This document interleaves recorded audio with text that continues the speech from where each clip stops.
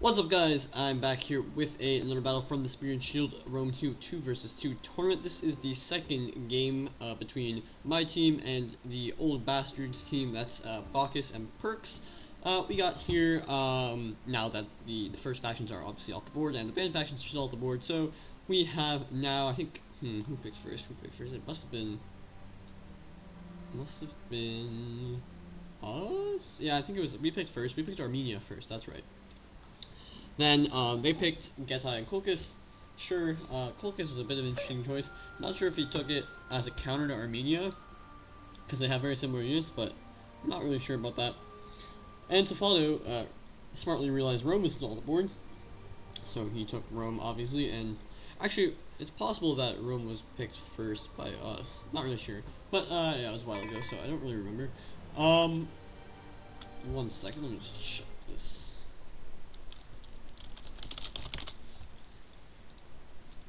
Okay, and so, yes, okay, yeah. Armenia and Rome against Kolkis and Getai, a bit of a faction advantage for us, I would say, and we definitely need it after going down in the first game, so let's get into it.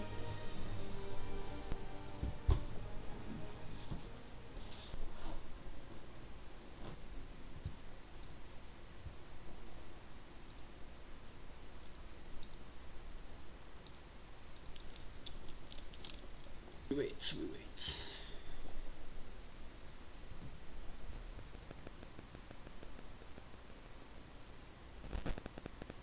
So we can go over the armies. We knew from the first game, or we assumed at least, that they would deploy on the same side, so we knew that Pirx would be over here. Oh, we also started and he was AFK, so we need to let him deploy. But while he does deploy, we can go over the armies. How about that? So, Safado is here with Rome, and he obviously will have quite a nice matchup against Getai. Rome probably favored fairly heavily. So, let's see, he's probably got the classic 2 veteran legionaries, 4 Vakari Court. And that's those guys, and they're veteran legionary here. He will have 3 vigilantes here, nice for holding and going into square. 2 spear gladiatrices here, and 3 steering archers. So pretty standard. He also has 2 auxiliary Numidian cavalry to hold against bow horse, and they are obviously faster. They can hunt them down.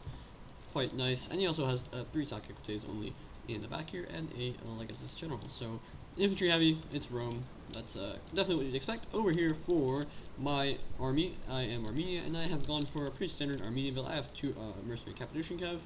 I have 2 Eastern Cataphracts and a Royal Cataphract gen. I went for a bit stronger infantry because I was, kind of worried about the infantry of Kolkis. They will obviously have nobles, so they'll be tough.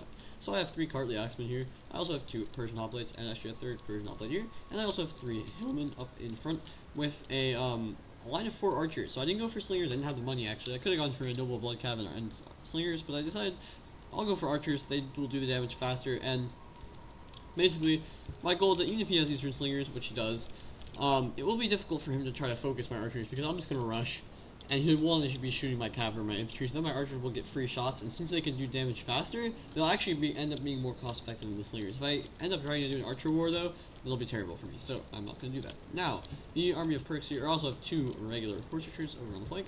Pirx has 3 horse archers. He also has a very strong infantry force here. He has a Kolkis noble gen. He has 1 extra Kolkis noble, 2 hoplites, and 3 Cartly axemen with 2 hillmen here. So he definitely has way stronger infantry, but he has 4 Eastern slingers, so again, better missiles, but maybe not more cost effective. It depends on how he can use them. He only has 4 noble blood cav though, so I will have massive cavalry advantage. I'm Armenia, that's definitely what you expect. The army of Bacchus here on the right, he has 2 bow horse here. Nice, he has 3 Dacian heavy bowmen, so they will be attached for the Syrians, but the Syrians are just better. I mean, they have 40 armor, these guys only have 30, so they will be a bit better. He also has up front 3 armored spears, so these guys are quite nice. Of course, these guys will be tough to kill because he'll have to use his Avocati to kill them, or his vet legions, since spear gladiatrices definitely lose to armored spears. He has 1 heavy spear here on the flank, 3 mercenary axe warriors, 3 noble swords, and 1 more heavy spear here. So very infantry heavy, but a lot of spears, so you would expect Safado to have the advantage here. He also has just 3 spear horsemen as well, so it's good that Safado didn't bring a lot of cav because obviously Getai is not going to bring a lot of cav. I had a huge cav advantage. So that's quite good. Let's just triple as we get kind of close. Just trying to walk forward. Juking HA over here. Pirx. Doing that effectively. Bacchus could try to get aggressive here. Safato's just not going to have any of it. And again, you can't get too aggressive with the bow horse. They're very slow. The Numidians can just chase them down, so yeah, he's accepting a little bit of shots, and here we're just sort of chilling. I should be resting a bit more maybe, but we're both just kind of shooting around. He shot my Hillman here, but yeah, I shouldn't allow that. Now he looked like he was trying to double, but since Safado hadn't even engaged yet, wasn't too worried, so I just moved up. Now I'm going to start shooting these Eastern Slingers. I'll shoot 2 and 2. I'm only going to shoot them while I run up my infantry. But I'll at least give them something to think about. And you can see he is also shooting my Slingers back, it looks like. Yeah, he is. My archers, sorry. And so he will obviously kill these archers pretty fast, but I can kill these Eastern Slingers too. Here I got a nice volley. Killing 14 horse archers is great. And now the battle's going to start. My immediate tactic was, okay, look at all the infantry over here close to Safado. Safado has roam. I'm not worried about him. He can hold forever. Over here is the weak spot. 2 Hillmen, a Colcha Noble, sure, but only in 1 card X-Men reserve. I'm going to bust through here really, really fast and try to just break this flank. And then force Pirx to defend inside here.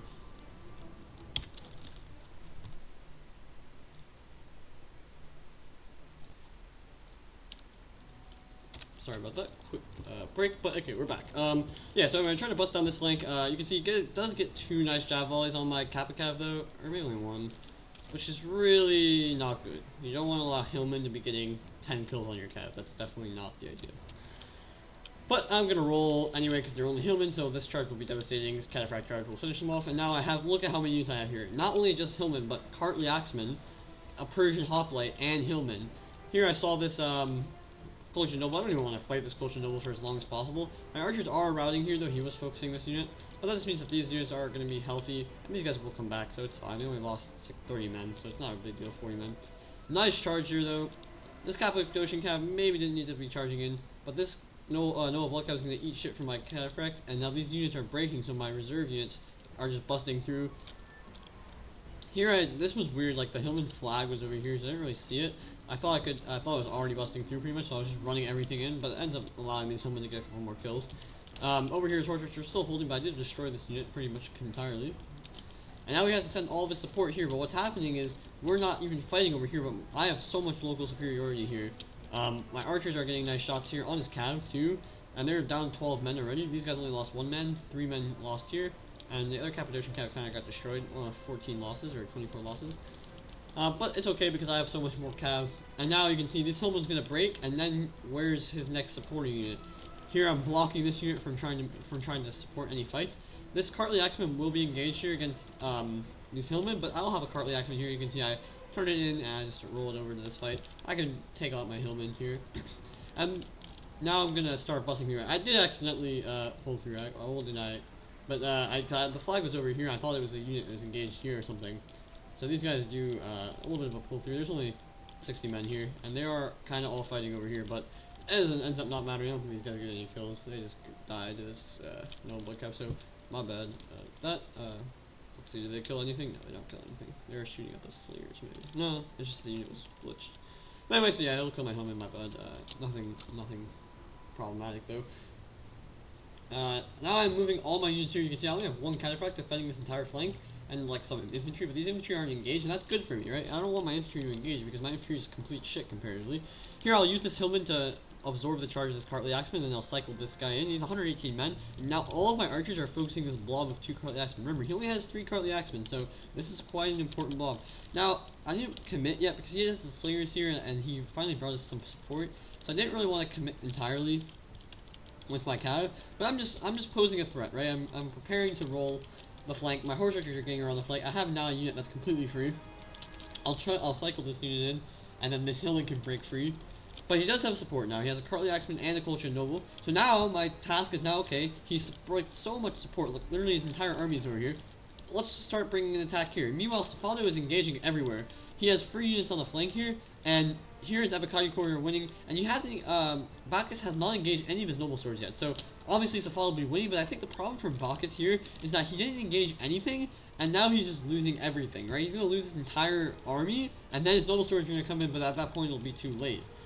His heavy bowmen are being shot up by the series. And look at Safado's series, maximum width, except for this guy. These guys are very square, and that means they're just going to get shot super fast. And now he's going to lose all his bowmen, and these series will have like half their ammo left to just kill whatever they want. This noble sword does get in a good fight against the Abakadi, which is nice. But again, he's losing everything else, and now he has complete flank going on here, which is excellent. Here these culture nobles come to engage, but you can now I'm doing what I said I would. I charged first of all, I javelin these slingers, killed 30 of them, which is very nice, or maybe not 30, but killed quite a few slingers. And now I'm just charging in my Cartly Axemen against Hoplites, and Hoplites are going to do absolutely nothing against Cartly Axemen, and that's 2 Cartlys here. And now I have a reserve Persian Hoplite, and this Hillman will cycle out and be reserved as well. My archers are completely. Another good thing I'm doing here, and this is something that I think everyone should kind of take as something that should be always done. When you have like missile disadvantage, but you want to use your missiles, like with my archers, okay, if they get shot by the slingers, they're just gonna die. They're at 150 range. Literally, look at the range. They're outside. I mean, he could walk up right here if he wants to engage my slingers. My archers, he has to be shooting from this distance, and if he does that, I have tons of support to just pressure out. So I can't. I literally cannot be shot with my archers are completely unshootable, so they cannot be killed basically. And now they're just raining death on this blob. Meanwhile, I'm avoiding his units, and I'm beginning my flank even more completely. At the moment, I'm actually running away, though. But now, okay, I've got 2 massively beneficial engagements here. And, okay, he has 1 noble blood cap, which my cataphract should be over here in support, but it's being shot at the moment. I was trying to get it out of range.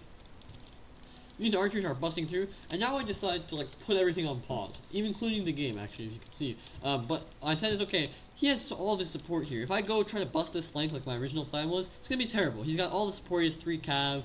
His other cav is in support. All 4 of his slingers. 2 infantry units. A reserve tree here. His Kulki nobles winning here. Now my advantage is over here, where I have Cartly Axemen against Hoplites in 2 places. And extra reserve units everywhere. My archers can still shoot these fights if cav come in. And you can see they're in range right now. So I said, okay, I'm just going to retreat. My advantage is my mobility. If he has to come support this fight, it has to be by running his nobles all the way over here. These are heavy infantry. It's going to take him forever to do that. My cav can walk over there in like 2 seconds. So I'm just going to put it on hold. My ultimate plan is still to bust through here, but I said I want a queue where I know it's going to be beneficial for me to do that. And I said when I route these 2 Cartly Axemen, which I will, with all this arrow fire eventually, then I'll have enough units to tie down all these units for a substantial amount of time, right? Because this Cartly Axeman will tie down 1 Cartly Axeman, and these 2 units can tie down the noble, and then something like that. Then my cataphracts can just freely engage this cav. If there's infantry support, my cav is going to be completely fucked. But if there's infantry support now, it's a completely different story, because I can cycle my cataphracts, my Cappadocian can cycle as well, and I'll be completely winning, because these noble bloods cannot stand against Cappadocians or cataphracts by themselves. So that's what's kind of my thought was, like, completely change my plan for a little bit to eventually return back to that plan. Sort of the idea. Here Stefano is completely winning, not even close here, because again it will be closer when these noble swords can engage. He popped Henton a bit early here, not sure why he wanted to do that. This unit's tired, maybe it should be second wind by the gen here. But now look at the problem. These Avocania or Veneralians breaking through. These guys about to win. Easily winning. His Syrians are completely healthy. All the Dacian heavy bows are dead, or I guess they're actually, yeah, Dacian heavy bows. They're all pretty much dead. The Syrians are completely healthy. 84, 87, 90. Perfect health. Now these bows are just going to be completely untouched, and they can just shoot every unit in the game. They can get a good angle on this noble sword, for instance. He did get a nice rear charge here, but then I just surround it with this Persian hoplite, and I know, look, Cartly Axemen, 103 men, they're still going to do fine against this hoplite. Let me just kill this noble blood, and now I have 2 cataphracts over here and 3 units over here. So I've completely split up, and now Pirx has a big issue on his hands. And you can see, okay, this Cartly Axeman is very low, 62 men. He did retreat out of the fight because he was getting shot so badly, but now I'm just focusing the next Cartly Axeman. This Cartly Axeman is going to lose, but now with arrow fire, easily winning. This little blood cap tried to go through, but being attacked, sandwiched pretty much, it completely died. And got like a kind of bad charge in these veteran legionnaires. And now the noble swords are cycling, which is nice. It should second win something though, because while they're very tired, they're doing absolutely nothing. Over here, Vigil is catching some low cav units. And now, it's almost time to activate the bust. I have this free Persian hoplite, 106 men, so pretty much full. He has won this fight, which is not great for me, but this unit's a bit exposed. If he wants to like run back, he'll have to get shot by my archers. And now look, Cappadocians, horse archers taking the flank, completely surrounding these guys, and they're just getting boxed in. He's also losing these 2 fights, and I have a reserve Persian hoplite to tie down this unit or just break through. So this is looking very good. Now my cataphracts can come from all angles. Instead of just busting through from here, I'm going to come from here, from here, from here, from here, and from here. So very, very powerful bust happening here. While Stefano is just busting through everywhere, so that's completely good for us as well. And now we can kind of watch it in action as I kind of come through. You can see Syrians focusing whatever target they want. Not really worried about these noble swords. They're down to 60 men. These Avocadi are doing fine. Avocadi 86 and 50 gonna win easily. Here, maybe not so easily. These veteran legionnaires, but okay, they're gonna hold, and he has a free Avocadi at 116 men, just waiting to break through once he kills his armored sphere. Nice help from Safado there, routing that axe warrior that was on top of my Cartly Axeman. It did do a lot of damage though, and so this fight's actually pretty close. But the boss comes in now. You can see I busted through, my Cataphract got a charge, the Persian Hoplites crucially allowing me to cycle my Cataphracts very easily. Cappadocians killed off a Noble Blood here, and now they're coming in for this round. He only has 2 Noble Bloods here. He did use his Cartly Axeman to block my Catas, but now I'll just tie it down with my Persian Hoplites and recycle. His Noble Blood Cap around, I'll just pull out, and there's tons of gaps. My Cataphract gets the second charge on his Cartly Axeman, also on his Cultured Nobles now, and my archers move in to shoot up his Gen now, because his Gen is an easy target now, backs our face to me. And so now the boss is definitely coming in. I'm getting rear charges pretty much everywhere with my Cataphracts. They're just breaking through. All of his slingers are just mass routing. Horse archers mass routing.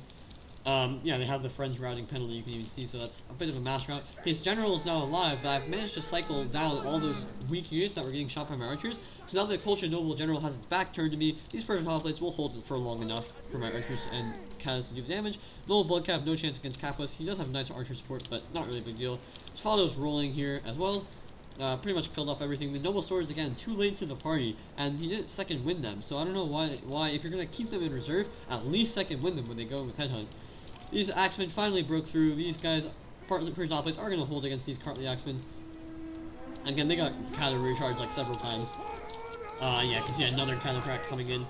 Pretty healthy, and Safado has some stock equity. He didn't even use his cab pretty much, except for on this flank. He has a full stock equity here coming through. Gonna chase down these archers and pretty much finish off the battle. General still pretty healthy here. You can see my archers doing massive damage, and so let's just skip through the rest of this as we just clean up pretty much. So I think, yeah, I mean, obviously Safado was winning pretty heavily, but I think what I was doing showed, like, how, like, a little bit of patience and, like, using how your advantages are, right? Like, my advantage was in mobility and my archer's ability to kill stuff fast, and so I was waiting, getting him surrounded, and then I can collapse on everything with the Cataphracts. Obviously, Cataphract charges from every angle is just mega deadly. Alright, let's go look at the kills. Pretty even kills for me and Soft. Bachus really didn't get a lot done. Pirx didn't do much better, he got a couple more kills. You can see Cataphracts did massive damage, really got a lot of kills. Cappadocian's not as good because one of them got Javelin. This guy did good though.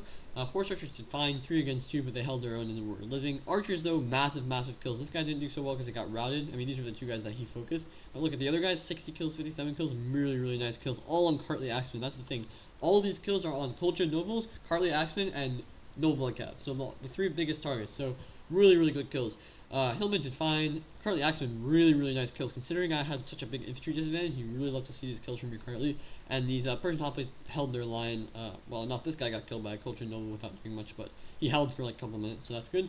Pirx was my kind of opponent, and looking at his kills, Noble Blood Cap did really nothing. Horse archers did okay. I mean, 3 against 2, they did get a lot of good kills. His slingers got kills, but they're all on my archers pretty much, and my cab a little bit, which is nice, but the majority of them were archer kills, which really didn't matter. I only lost like maybe 90 men in total, split across 2 units, so he didn't even kill off one of my units. Cultured Nobles did really good. They were kind of on the post. His general though kind of got fucked. And you can remember his general did not see any combat before I collapsed on his archers, and he got just absolutely destroyed by the archer fire from the back plus the Cataph charges from every angle. Really deadly. So yeah, that can show how that effective was. The Hoplites, again, the Hoplites got kind of screwed over by my mobility advantage, where I ended up using Cartly Axemen against them, and my his Cartly Axemen were only fighting my like Persian Hoplites and one of my Axemen, but they all still died. Meanwhile, yeah, so his Hoplites really didn't do much. They did like okay considering that they were only facing they were facing Cartly Axemen. I do think they got some Hillman kills though. And yeah, so that's pretty much it. On Safado's side, I mean, really nice kills for him. Look at the Syrian archers, beast. So nice, losing no men and getting these kills. He probably had a shit ton of ammo left too.